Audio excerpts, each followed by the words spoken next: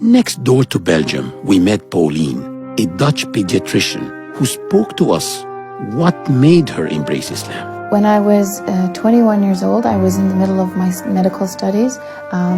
It came to my attention that when I watched the news and it talked about Islam or Muslims, that all of the news, or predominantly all of the news, is negative. Especially when it comes to women, it's always very negative. Something about women not being able to go to school in Afghanistan, about women getting acid thrown in their faces in Pakistan, a lot of bad things. And also in the climate that what was going on at that time in Western Europe where I lived, it was very anti-Islamic to my feeling. And I just followed the media and just believed everything they said, and I had a very negative idea about Islam.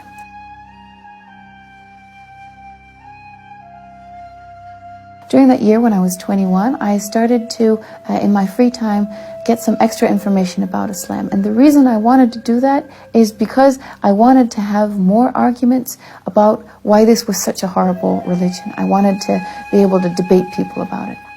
So in my free time, like I said, I started to read some stuff, to watch some videos about Islam. And in the beginning, I could still say, okay, I hate this religion, it's bad because of this and this and this. But as I read more and more, I started to really feel, I started to feel I liked it. There were things about it that appealed to me as a person, as a human being.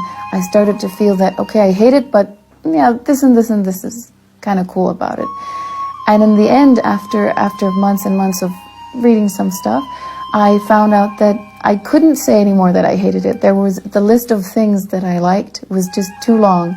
And I really felt it was really like coming home, because it really suited my way of my way of thinking of how life should be. And I couldn't help myself and converted. So that's how I became a Muslim. I wore a hijab when I prayed.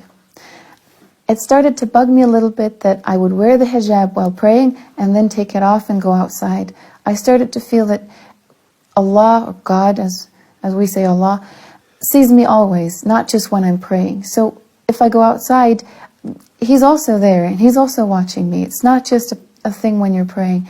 So I decided about half a year after I converted to start wearing the hijab.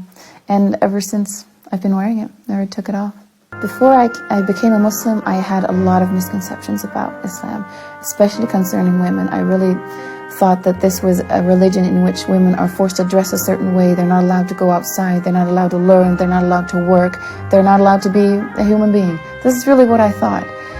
But after I converted, I found out that all my misconceptions, all the ideas I had about women in Islam were wrong. And I found out that it's liberating. And it's not just liberating, it also allows you to, in Islam we work, we are allowed to own businesses, we're allowed to divorce if we're unhappy, you have to ask us our permission to get married.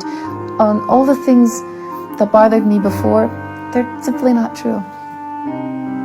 I see that in Islam, as a woman, I can be who I want to be. I can work. Another important thing is I can dress how I want to. I'm not pushed by the fashion of the day. My body is my own. I'm free from all the looks of people. I'm free from all the pressure of being too skinny or being too fat or walking on high heels or wearing certain super expensive designer clothes that after you wear them twice you gotta buy new ones. I can just focus on my real life. I can focus on my family. I can focus on my work. I can focus on my God. I can focus on myself. I don't have to focus about what everybody else thinks about me. And I think this is one of the things that is so attractive in Islam for women. You are valued for the person you are. You're liberated from having to be an object.